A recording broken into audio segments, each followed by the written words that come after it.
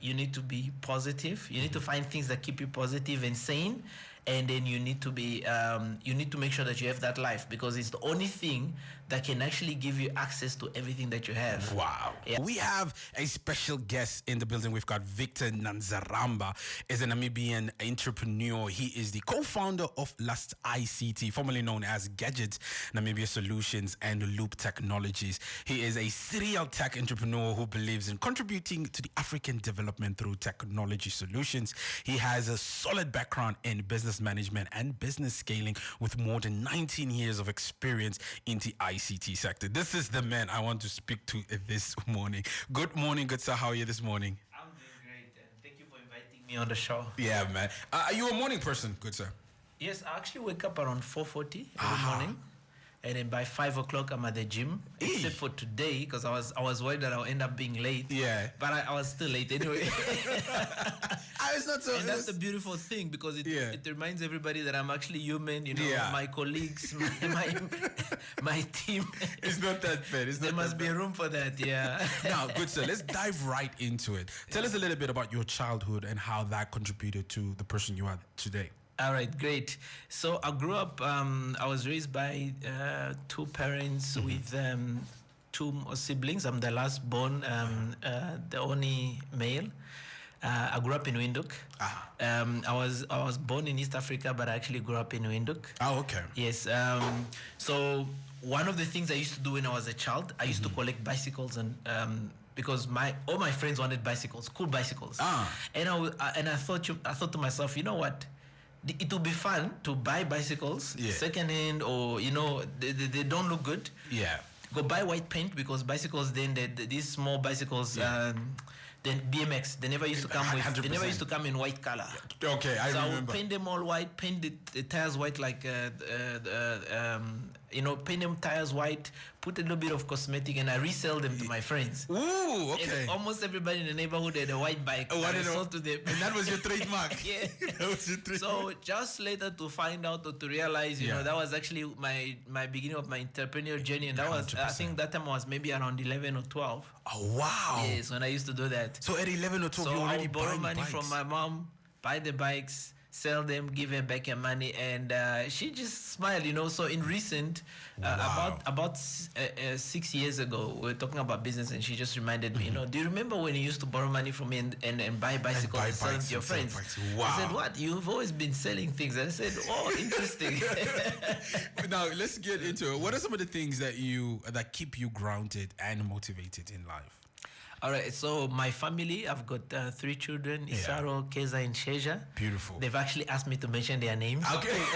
Because I was like, okay, you're dropping the names. And my beautiful wife, Esther. She also asked me to drop the name. No, she didn't. Just doing damage control. Yeah. Okay. Now, I always look forward and always want to give them the best in life, give them the best education, expose them to be able to take them around traveling. 100%. Because I think exposure is key in terms of knowledge. Nice. Most importantly, I always look forward to seeing them every day. So as I work hard, but then I make time for them as well. Beautiful. How do you maintain a positive work-life balance outside of work and outside of business? All right. One of the things I do quite vividly, but it took me time, is actually reading books. But I do audiobooks. Oh yeah. So those are my favorites. Yes. So when I started, I used to go to the bookstores, and I would listen to a lot of audio stuff on YouTube and podcasts, and I would eventually actually say, you know what, I need to go buy a book. Reading books, I know reading is important, but I would buy books and they'll collect dust, and sometimes I even find that I have the same book. Until when I realized, I came across actually somebody who told me, you know what, Victor, I've tried the same thing and I couldn't get it right. One of my business coach, he lives in Cape Town. And he said to me, his name is Ben, he said, you know what, Victor, maybe you should try out audiobooks. Yeah. The day I tried out audiobooks in that year, I listened to 68 books. In that year? In that year. My goodness. So you were hooked. So I listen to books. Every day I listen to books, at least for 1 hour. So if a book takes about 8 hours, within about 8 days, you've covered it. I would have covered it. Of course, I don't. And now the previous years, I was so listening. Now I'm doing a lot of implementation. Oh, wow. So the lessons that I learned from the books, one of the lessons I've learned is not to take things personally. Yeah.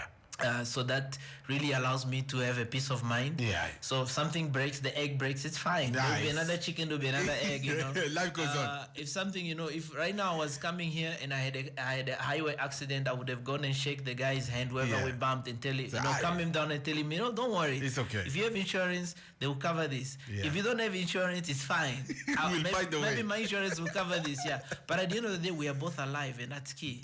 So if it's one thing I've learned over the years is you need to stay healthy.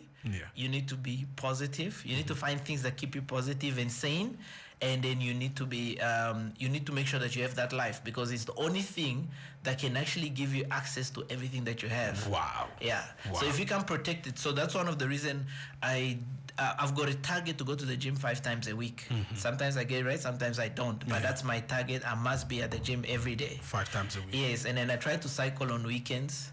I try to drink a lot of water. I try to eat a lot of veggies. Stay as healthy as you can. As healthy as I can.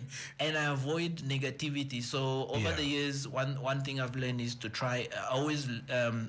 I mean, you get all this teaching, you get them from the books anyway. Learn how to detect negativity so that you can anticipate them ahead of time and actually avoid them. So the moment I see, and I'll tell you why this happened.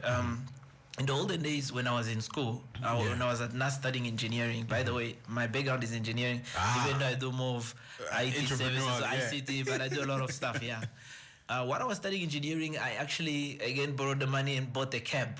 Okay. Yeah, from my mom. And then she asked me, what do you need money for the cab? What do you want to buy a cab? I said, I want to pay my own school fees. So I had a cab in the hostel. So I put magnetic stickers because it was not allowed, so that every day I can actually park my cab in the hostel. So the cab will run the whole day up to 8. From 8 to 10, I drive the cab. You take it over. I make my extra cash. But now, every time the cab had an accident or the driver disappears, especially end of the month, they always like to disappear with the money. I would actually I would start getting sick. So I started getting migraine, and then because it's the stress. It just gets triggered, the stress, and then I started to realize the pattern. My brother-in-law at that time said, you know what, every time your car is an accident, you are sick. So at that day is when I got a wake-up call to say, you know what, try to pick the pattern and then move away from it. So from there on, if I see a situation is about to get, it might stress me or might be unpleasant, I already start saying, you know what, how do I move away? How do I make the next move before this happens? So if, for instance, maybe I was about to have an accident, then I see I'm not going to be able to avoid it, which actually in the recent I had one. I would tell myself, you know, I'm going to have an accident, but I must be okay with it. Mr. Vic, you have given us so much, good sir. Thank you so much for taking time out of your busy day to come through and speak to us. We do have a conversation, because of time, we do have a topic that we're running this morning, and that topic is, what are your thoughts on AI? I was listening a few minutes ago when one of you... Give it to us. Somebody spoke about the laziness. And I listened to Adora's input as well, and you guys' input. So I believe AI is a great... It's great that it's happening. Yes, although at the moment it's perceived as a because of ChatGPT, everybody thinks about research and related. But it's actually about simplicity. So and one of the key things, as you mentioned earlier, while you're introducing me, is that I want to make an impact in terms of I will struggle to be a farmer like everybody else and have a cattle. I think they would die on me. But I want to impact the development through technology, and things like AI enable us. One of my companies, which is Loop Technology, we do software development. So with things like AI, you can actually now teach the data, because we do a lot of customer experience where we collect data on behalf of the clients and we provide them reporting, or they can do their own report analysis. But with things like AI, you can do now your data learning. You can use AI to plug in and actually teach the tools to learn the data and provide the patterns ahead of time. But for me, what I foresee AI is that it's going to simplify and make life easier. 100%. You know, through AI, you've got a lot of stuff that are going to be done on your behalf. So that doesn't make you that I wouldn't say we end up being lazy, but I would say it gives us it gives us actually the opportunity to do other things. 100%. Just think about it. In the olden days, when there were no cars, what did people do? They walked, right? Yeah. So they lost a lot of time on the road Just walking. Yeah, but now when the cars came in, they could do something else. 100%. Yeah, they could then drive the car and go do something else, and that's how we ended up with AI. So I believe that the people can leverage on the AI, and AI won't take away any jobs. It also creates a lot of jobs, actually, because now people need to create products that are actually going to work with AI, where you and I can be sitting in different places, and we have this show, and then automatically AI is teaching it and making it look like we're in the same studio. And then, you know, based on how you normally edit, 100%. It's already learned and it's updated and it's up there. So there's so much that actually can happen. It will simplify. For me, I see it as simplicity, and it can be something that we can actually leverage on. And then maybe instead of somebody going to go learn something that is outdated or feel better that now with AI, I'm no longer going to be able to do this.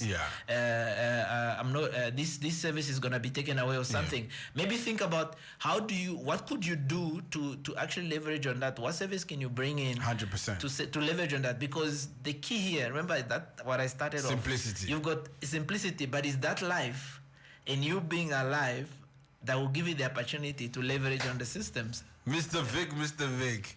We had a whole mouthful. Thank you so much for blessing us with your presence. Thank you so much for taking time out of your busy day to speak to us. And there you have it, ladies and gentlemen, your Royal Hustler for this morning. And I know you've learned so much and you've received so much. That was 99 FM's Royal Hustlers. Proudly brought to you by Namdeb Diamond Corporation.